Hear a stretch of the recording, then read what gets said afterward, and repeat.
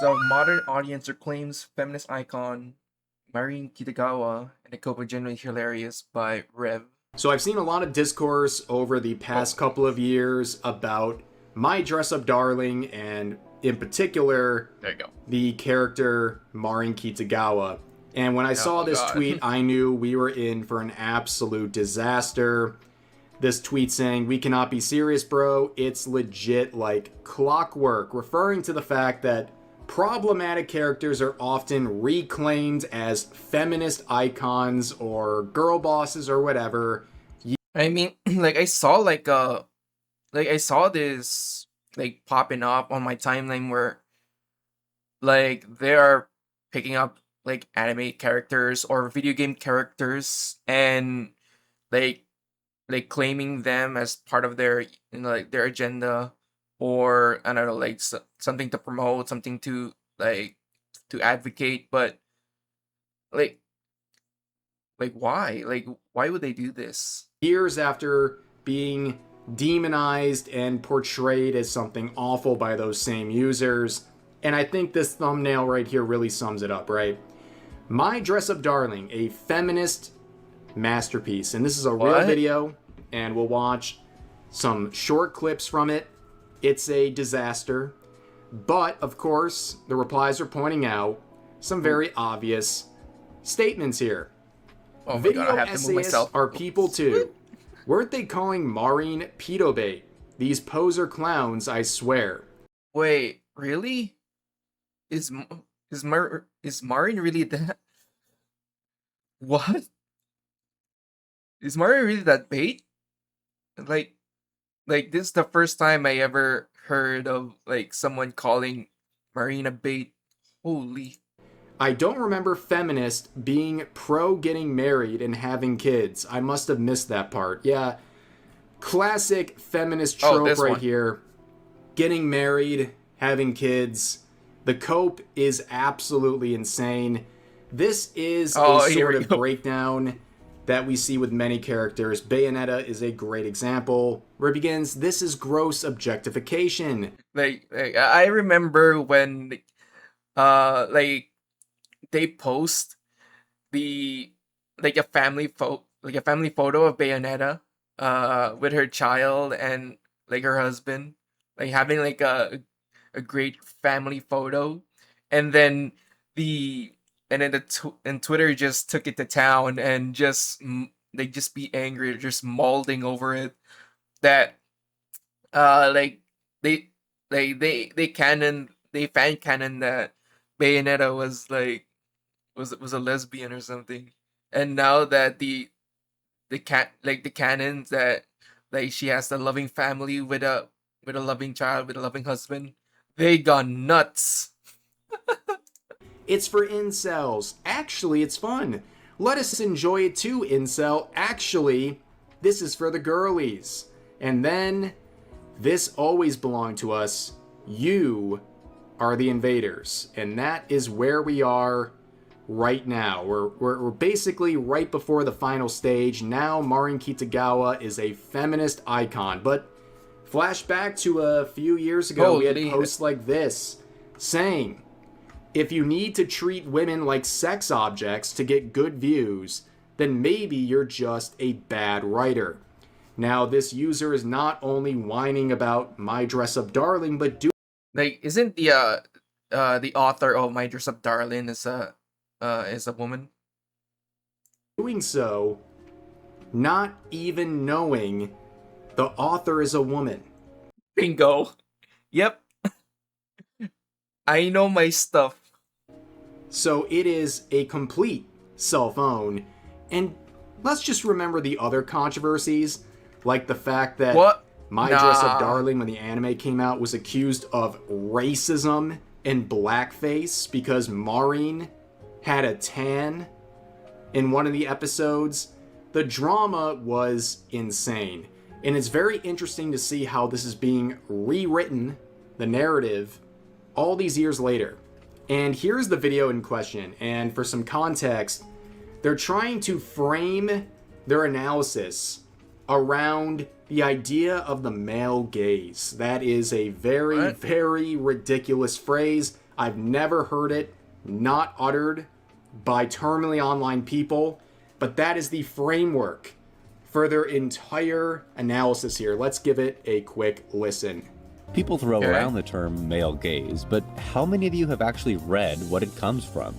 I have. Don't need to. Laura Mulvey's 1975 article, Visual Pleasure and Narrative Cinema, is the origin of male gaze, and it outlines exactly what Mulvey thinks qualifies. Okay. Are critics right that Marin Kitagawa is the victim of male gaze and flagrant objectification? Or does the show's fan service avoid those pitfalls? The only way to find out is to actually go through Mulvey's paper and see what applies and what doesn't. People have spoken a lot. So I'm going to give you a bit of a TLDR. They use this framework to say in some cases it appeals to the male gaze, but not in every case. But overall, we're not. Yeah, like most of the time they would just do like nitpicking, like, all right, this scene right here, yeah, this is for the male gaze, but like skipping the majority part of like each episode of the anime. Yeah, they just pretty much nitpicking, like, all right, like this scene right here, male gaze. All right, move on to the wholesome stuff. We'll ignore those.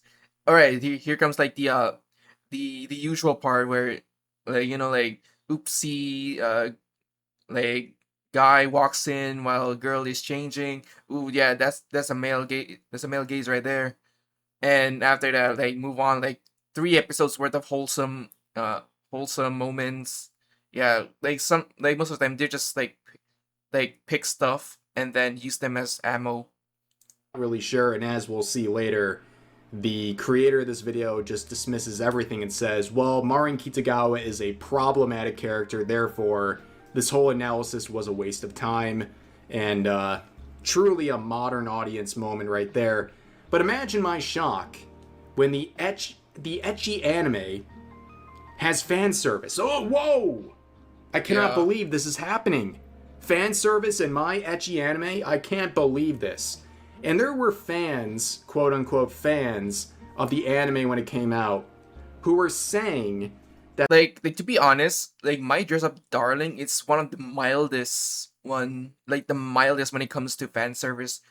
Yo, like, if like the entire, let's say for example, like if I have to think about like one of the most etchiest anime, from the span of like 10 years, I've seen something worse. I see something worse, like, holy crap, like there's a lot of them, but don't tell them, because for now they're just picking on My Dress Up Darling, but holy. this was their comfort show, but they thought the sexualization of Marin Kitagawa was problematic. Like, how do you have those things together? It's like getting a cheeseburger and saying the burger is problematic, but they love the whole thing. It makes absolutely no sense. But here is some of the related quotes that are used as the framework of this analysis relating to the male gaze. And here is the author of that quotes, and it all adds up. But we've had this discussion before about the male gaze in anime, even with specific reference to My Dress Up Darling, and as you can see by the like to dislike ratio, that did not go over very well. Yeah, like first thing, like, uh I mean, don't like of course, like we have like like taste, especially like we got like, yeah, first thing we got the male gaze, but also there's a female gaze, like it goes both ways. Like, we get like hot ladies, and like sometimes like we got like hot guys as well. Like we don't yuck on someone's yum, or we don't like told them like, oh yeah, you like this, ew, no, just like what you like, if it's like appealing towards you, like you're appealing, and you have like the other side where like they like this, just respect what they like, man. Like, it's part of the whole ordeal. And to be honest, like, even like if they like remove the appeal of the character, just just because like they deem that it is part of the male gaze type of thing, the show wouldn't like survive. Like the show wouldn't like pick up traction, pick up like fans, because it's pretty much part of the like uh when you introduce to this anime for the first time, and if you see like an attractive character or a hot character, whatnot, you will get hooked to it, and till then you're becoming a fan of that show. So yeah, it's pretty important to have like attractiveness. I mean, it's part of like our culture, or it's part of like, like just liking attractive people, hot people, And when applying it to My Dress Up Darling, at the end of the day, if you don't like the fan service or you're crying about the male gaze, this simply was not the anime for you. But as I pointed out earlier, okay, the entire analysis of this video claims in some aspects it follows the male gaze, but doesn't really, because at the end of the day, they're partners in their hobby, right?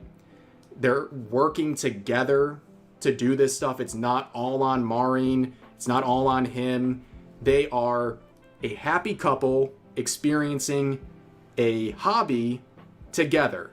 And again, this atrocious thumbnail is literally burning my eyes, but that is kind of the framework. I'm saving you roughly. I mean, like, art wise, this looks nice. Like Maureen doing the, what is it, like the Rosie O'Donnell pose.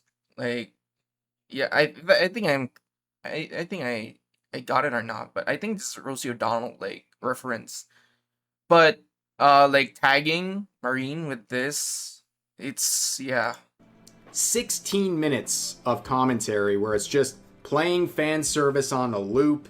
I'd probably get bonked by YouTube for playing this whole video anyways.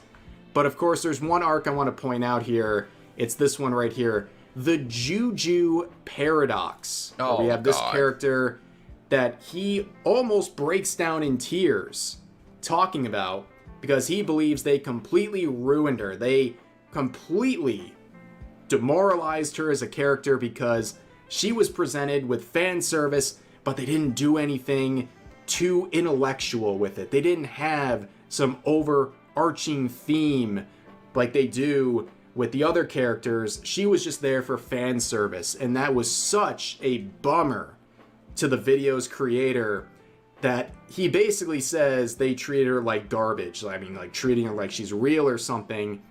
But this is the ultimate payoff. After listening through 16 minutes, we get to the conclusion. And it's just a modern audience moment right here. So after all that, is My Dress Up Darling a feminist masterpiece that sets out to challenge our understanding of the male and female gaze? No, probably not. Maybe it's just uneven and non-committal. When you think about it, this video is pretty dang contradictory too. There's actual feminist theory at the center, sure, but I've played into the gaze in the way I've edited it, so whatever I'm arguing has just as many holes and contradictions as the source material. So basically, this was all for nothing. Yeah, all that analysis, and keep in mind, he went through his little framework here with the male gaze and said it appeals to it most of the time. But now it's like, it doesn't matter. Well, I want 16 minutes of my life back, but this is the real kicker. Does that Okay. negate the video? Or does that make it a pretty good representation of My Dress Up Darling, warts and all? Sometimes things don't neatly fit categories or check every single point on a list, but you shouldn't write them off entirely because of it. This series is a celebration of people like Maureen who enjoy things that may be a bit, messy. Even though it's not a feminist masterpiece, there's still something valuable to take away from works like My Dress Up Darling, or Slippery Girls too. I did forget to mention one thing that's kinda important. Maureen is a high schooler. For the record, there's nothing feminist about that at all. I just Damn. didn't want to lead with it because it kinda destroys the entire discussion. But Hopefully this was informative anyway. And there you have it, folks. At the end of the day, she is problematic. Therefore, none of this mattered. Yeah, also messy. Her hobby is messy. What are you talking about? What? But yeah, that's the end of the video. Wait, hold on. Like, why? Why? Like, I know for one fact that Marine's hobby is actually cosplaying, but why is it messy though? Like, if you think that cosplaying is messy, what do you think like the other people who does cosplay for a living or just for hobbies like consider it as a messy thing? Yeah, holy. You didn't even have to watch the near 17 minutes up to that part. He just goes, wait a second. This character is problematic. Oops. Forget everything. I've never had a rug pull like this. This is like a crypto rug pull right here. Okay, I sat down and watched this whole video. I will never get these 17 minutes of my life back for nothing. Just for the modern audience and this modern audience mouthpiece to tell me, it's problematic. None of this matters. And the comment section is very funny. Oh god. All the top comments roasting it, saying, as I suspected, Cole. I curse the coronavirus for letting this video happen. Yes, unfortunately, COVID weebs are a epidemic that came out of that. The level of cope is insane. Just because feminists can't make anything good doesn't mean you can claim stuff that's good not by feminists. Here's another one saying, anime with fan service made to cater to otaku is being claimed by people who hate fan service and otaku culture for the billionth time. Yeah, like at this point it's pretty much like a daily basis. We got like tourists coming in like, oh my god, you like this crap? You like this like freaking fan service? Ew. Like yo, like the entire span of the like anime timelines, like or animes in general, they do this all the time. They always put fan service. Why are you just gonna be there and complaining that like this anime has fan service, that anime has fan service? It's been in there for the longest of times. Even like old shows, even like new shows, it's always part of the pipeline. Like if it like they know that if they don't put like fan service or like put like a event for like the one of the attractive characters of all time, like it will be like a stale anime that like with a dwindling fans of it. I mean, it's always part of the anime. Why you complain? Like it's it's like an old man yelling at cloud type moment because it's oh man, like these tourists, man, they just need to watch more anime. so effing tired of North American anime fans. And that ultimately is the takeaway from this. Total Cole alert, ladies and gentlemen. This was a real masterpiece. It wasn't a feminist masterpiece, but it was a masterpiece for our entertainment. So, yeah, too long didn't read version of events here. Marin Kitagawa, problematic. Feminist sort of analysis, irrelevant because she is problematic. Yeah. And another thing is that this is why that a lot of like Japanese animators and some for example like they're on Twitter, like Japanese animators on Twitter, like they are pretty much done with the amount of like complaining, the amount of like criticism against like these like the Western tourists who just like goes in and complain that no, like you're doing this all wrong, like you're doing this ew. Like I really respect the anime uh like the illustrators, the animators, because like at this point they pretty much tired of getting this type of message here and there, and especially for the author as well, because this is not like the author doesn't have to like pander to these idiots, to these fools online who are chronically online.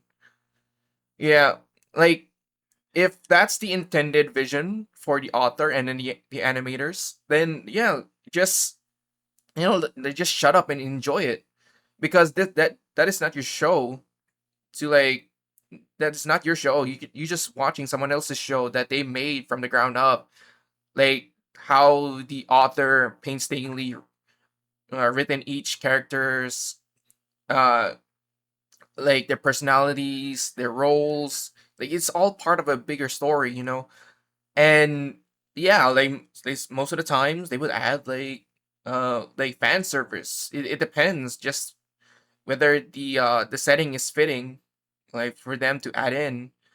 But yeah, the like authors and animators who are like tired of this crap, just getting like basically nonsense complainers. Yeah, yeah, don't listen to them.